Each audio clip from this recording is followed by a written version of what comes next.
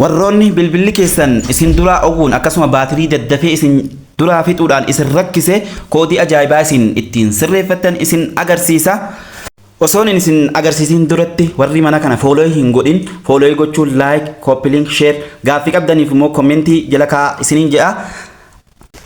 Koodii kana argachuu fi bakka ittiin bilbillu kana keessa ni seenna. Bakka ittiin bilbillu kana keessa erga seenne urjii riqicha 990 riqicha jennee akkasitti nuuf fida jechuudha.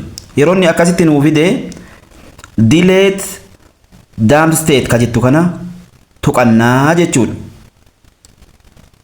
Delete dump state ka jettu kana tuqanna. Kana jechuudha. Delete success. Ammas gadi oofneeti low battery dump ka jettu kana jechuudha.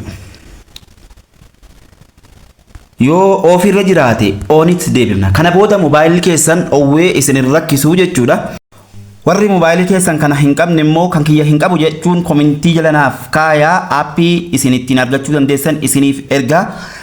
Viidiyoon kun akka nama hunda bira gahuuf yeroo 5 copy linkii naaf godhaa isiniin jedha. Assalaamu alaykum wa rahmatullahi wa barakaatuh.